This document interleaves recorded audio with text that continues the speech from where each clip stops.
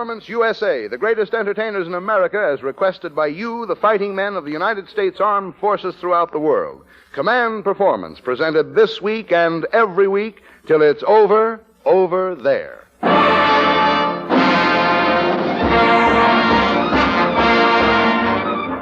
All aboard the Command Performance Streamliner, leaving Hollywood for all AEF stations on the fighting fronts. And at the throttle tonight, the four-star man of the Four Bell Pictures, Academy Award winner, and holder of the affection of all Americans, your master of ceremonies, Spencer TRACY.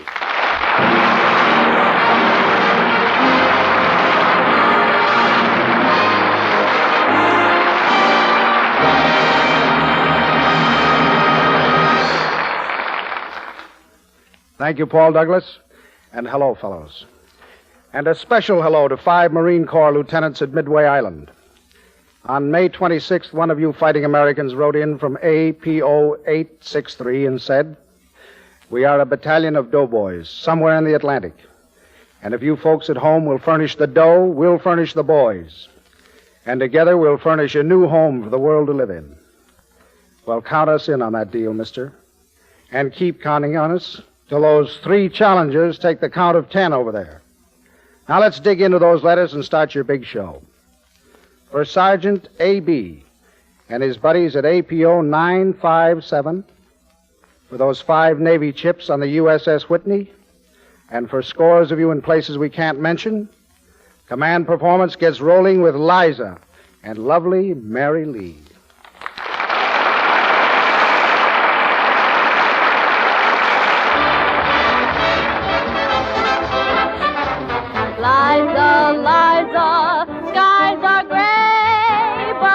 Smile on me, all the clouds roll away. Liza, Liza, don't delay. Come keep me company, and the clouds roll away. See the honeymooners shining down. We should make a date with Parson Brown. So, Liza, Liza, name the day when you belong to me, and the clouds roll away. Liza, Liza, skies are gray. But if you come and take a chance with me, the clouds will roll away. Liza, Liza, don't delay. Come keep me company, and the clouds will roll away. See the honeymooners shining down. We should make a date with Parson Brown. Liza, Liza, Liza, name the day when you belong to me, and the clouds will roll away, away.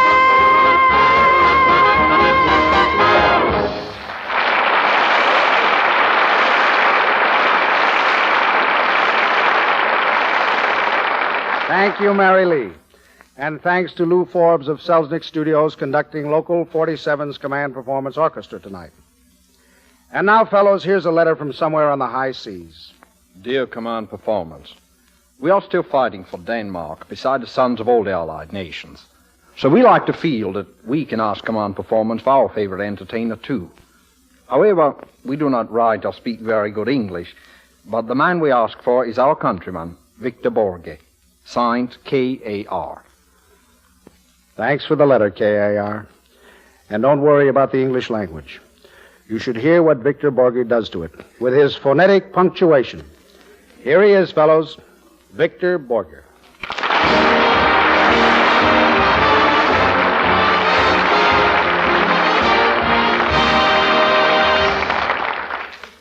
When I came to this country about 19 months ago, I couldn't speak one word of English or any other language. And I tried to learn it as fast as possible by listening to people when they talked, and they talked very fast. So all I learned was... So I tried to do the same thing, and I spoke very fast myself. And it went very good. But nobody understood what I said. So later on, I learned a few words, and now I think I understand quite a lot. But still, I think that people don't understand each other. And I tried to find a reason for that, and I think I found it. When you write a letter, you use punctuation, commas and periods and question marks and explanation points. So if you write a sentence like, was I an idiot? And you put a question mark after, then it's a question whether you was or not. You have the same sentence with an exclamation point after. There isn't any doubt. But it still is the same sentence. So how do you know when you talk what you mean, when you don't see those signs of punctuation marks? And that's why I invented the phonetic punctuation. It means that while talking, you use punctuation marks. And I think this will improve the language. And I'll just give you a few examples how it would sound.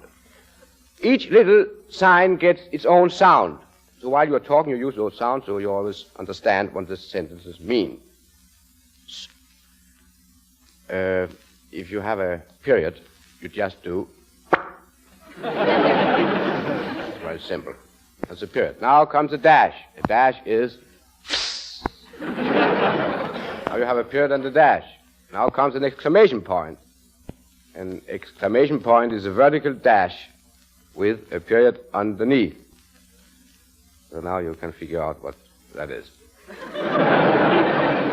All right, I'll help you. Exclamation point. Now, a comma. Comma is very simple. Just. And quotation mark are two commas. Just. Now, the most difficult of them all is a question mark. It takes almost 2 men to learn it. I think we are enough here anyway to learn it. And here's a question mark.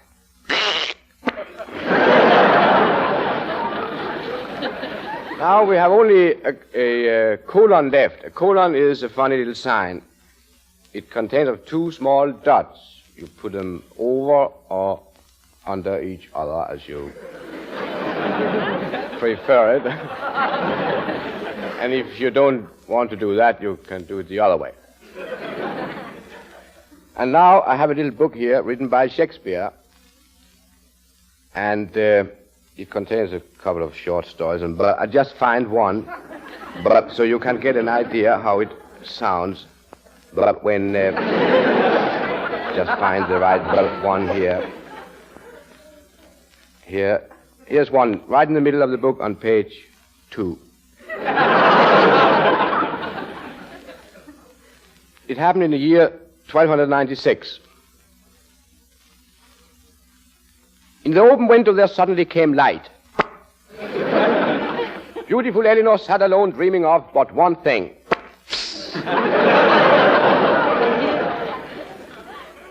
2 years had passed since she met Sir Henry. She could still remember the unhappy evening when her father had thrown him out.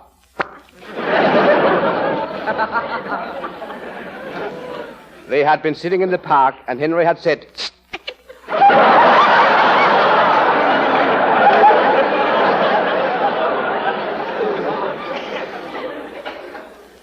"Darling, is this the first time you have loved?"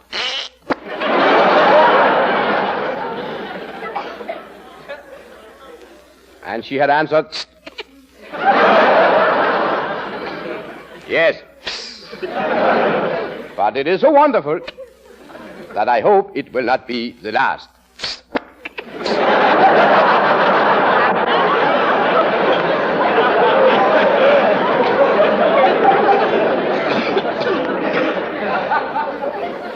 Suddenly she heard a well-known sound. She heard it again, and again. It was he. In 2 strides he was near her, embraced, kissed, and caressed her. "Henry! What is love?" she asked. He answered, "Well, I cannot live without."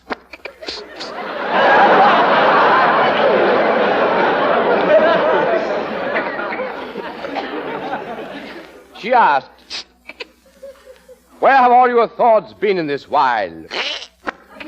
And he had answered, "With thee, O maiden."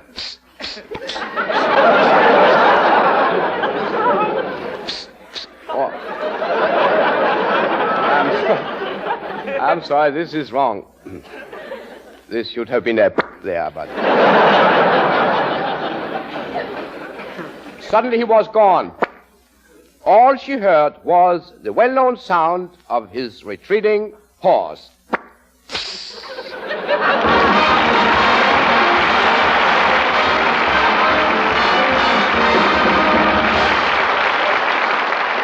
Thank you, Victor Borga. Not long ago, an Army chaplain came out of the North Atlantic to pay a little visit to Washington, D.C. He's back again with his detachment. But we know that he and his boys are listening tonight, for here's the number of the great musical organization we promised him. For the boys at APO numbers 858 and 859, the King's Men, and Hey Mabel.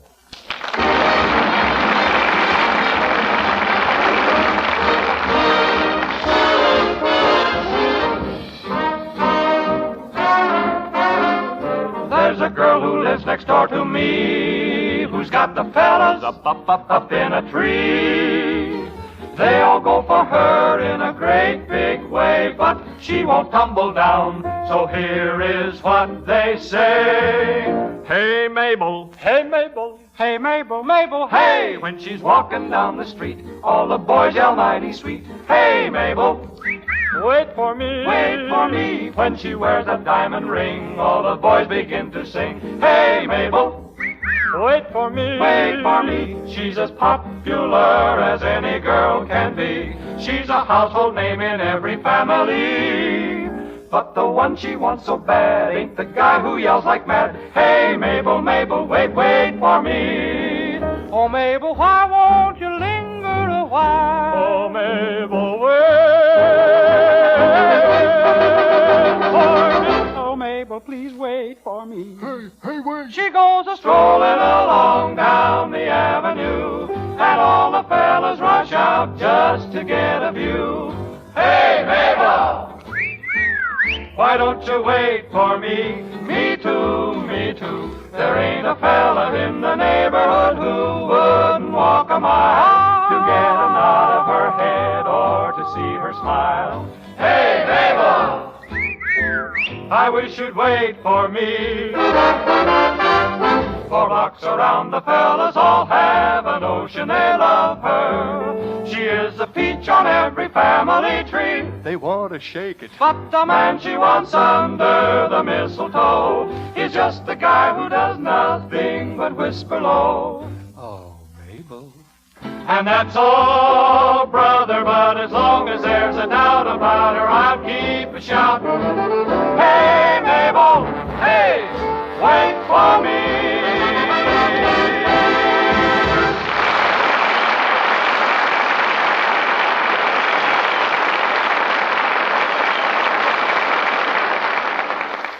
Thank you, King's Men.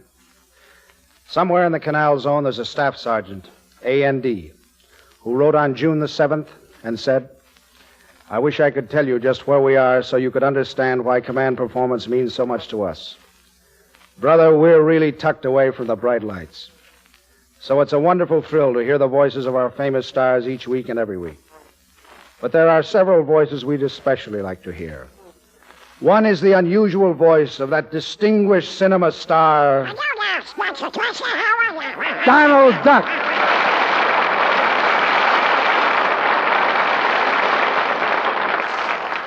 And here with Donald Duck, his sidekick, that great mental giant who greets you with... Oh,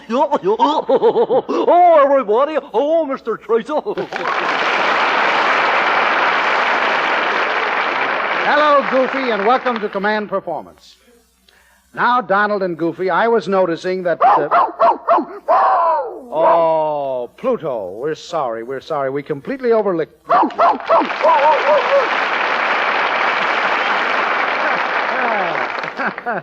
Now, Donald, I was about to tell the boys overseas that you and Goofy and Pluto have prepared a special message to Adolf Schicklgruber. Yeah, that's right, Mr. Strasser, that's Yeah. right. And if you like now, you may transmit that message. Go right ahead, boys. Tell Hitler what you think of him. Mr. Come on, what's going on? Turn the pieces.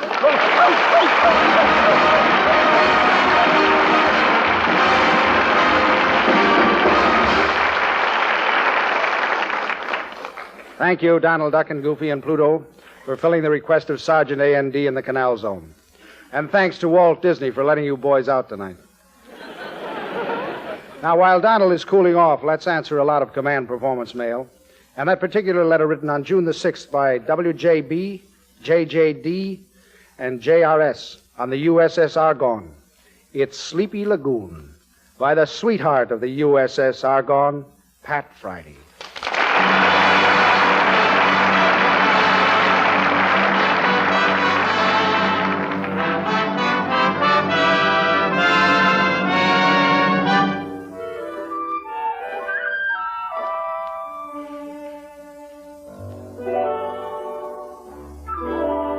Sleepy lagoon, a tropical moon, and two on an island. A sleepy lagoon and two hearts in tune in some lullaby land. The fireflies gleam, reflect in the stream. They sparkle and shimmer. A star up on high falls out of the sky and slowly grows dimmer. The leaves in the trees all dance in the breeze and float on a ripple. We're deep in a spell while nightingales tell of roses and dew. The memory of this moment of love will haunt me forever. A tropical moon, a sleepy lagoon, and you.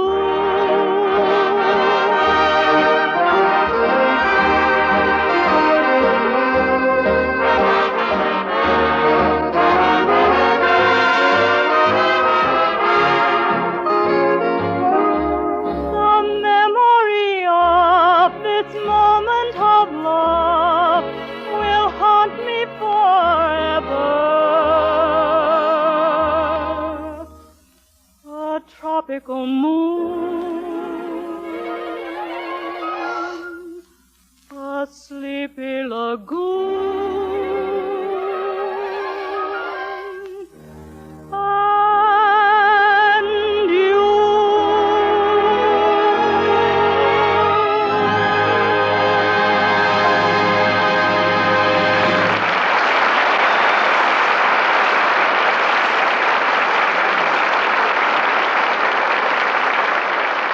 Thank you, Pat Friday. And now, fellows, two very famous stars step forward to answer hundreds of your letters. Letters from the jungle mutters of Panama, from Sergeant G.P.G. and his gang in Cuba, from the Three Musketeers from Muskegon, now in North Ireland, from those 12 grease monkeys somewhere in Australia, and from all corners of the earth, by worldwide command of the AEF, Groucho Marx and Barbara Stanwyck.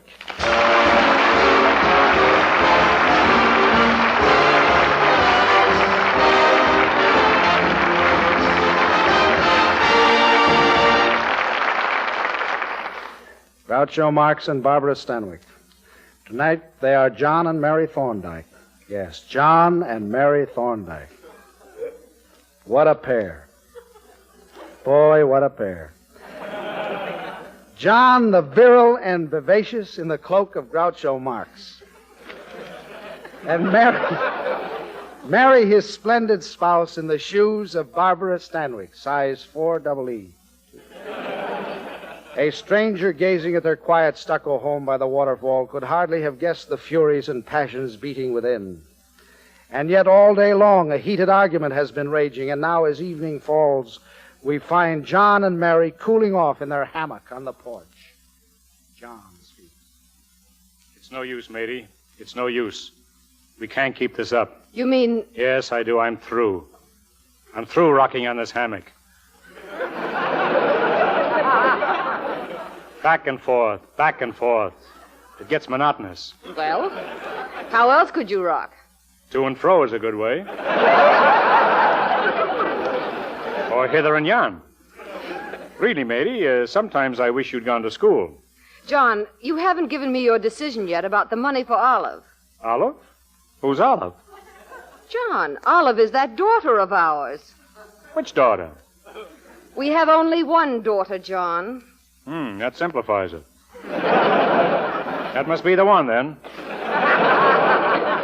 Please, John, I want to speak to you about her. Is it about money again? Yes, John. What'd you say? I said, yes, John. John? Who's John? You're John, dear. That's right, so I am. I must remember that. What were we talking about? About Olive. Olive? Who's Olive? Our daughter, John.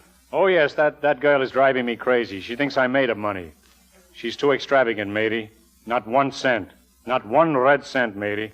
Oh, John, she's young. She's beautiful. You know, John, you're only young and beautiful once. Oh, matey, I'm not so young.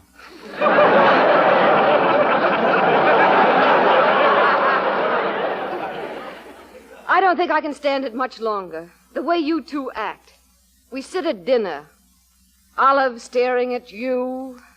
You staring at Olive. You don't speak. Why?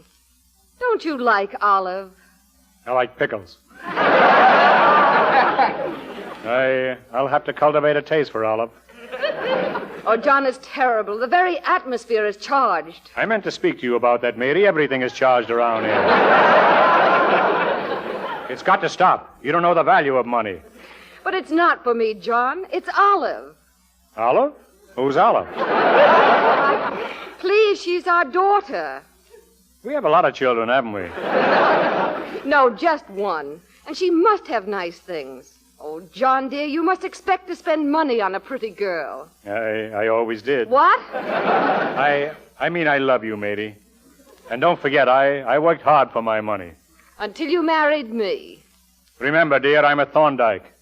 I gave you my name in exchange for your money. Now I have your money and you have my name. And I have my name and your money. Oh, it's all so confused and complicated and confused.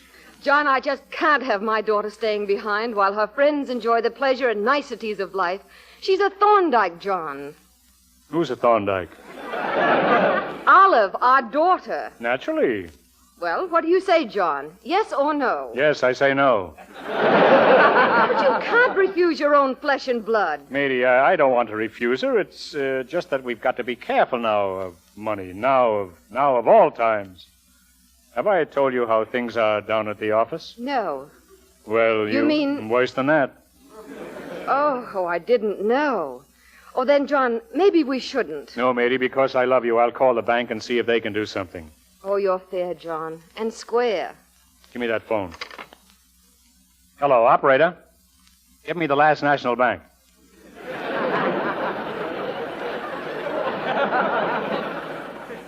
Hello, bank.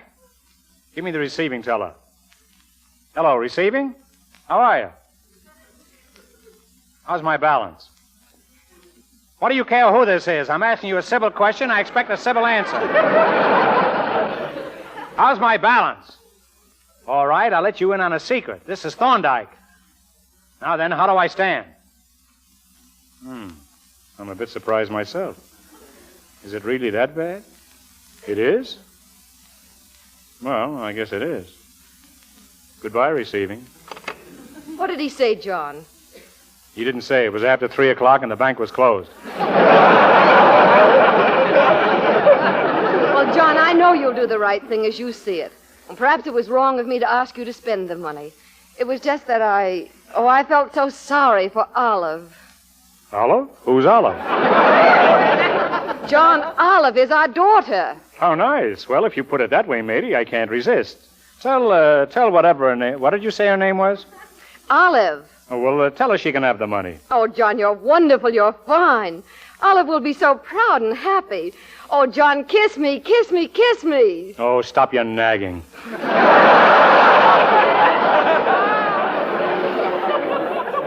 At a time like this, always kissing. But you do mean it, John. You will give Olive the money. Yes, I'll give it to her, although it takes the last penny I've got. How much does she want? $12. $12? But she wants to buy a pair of alligator shoes. She'll spoil the beast. I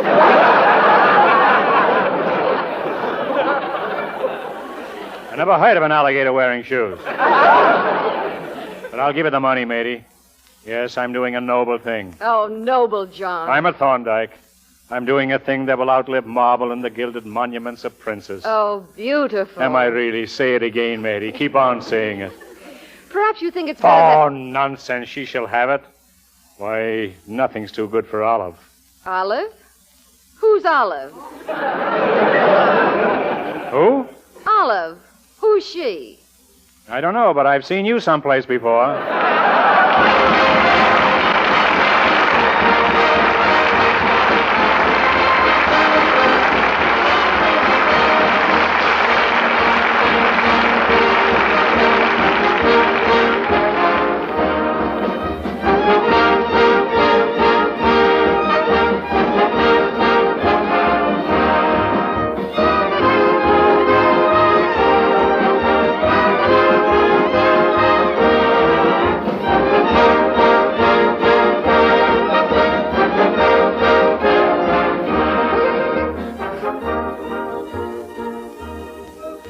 Well, mister, we're packing up those command performance mail bags for tonight.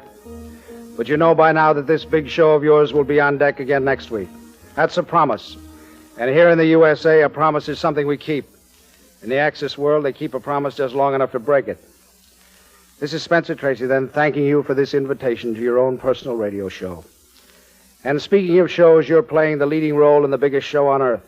And you're doing fine. And listen, man, if a certain little guy with a black mustache and a black heart thinks he can get a free pass to your show, tell him he's paying the full price. But give him a very special seat, the hot seat. Good night.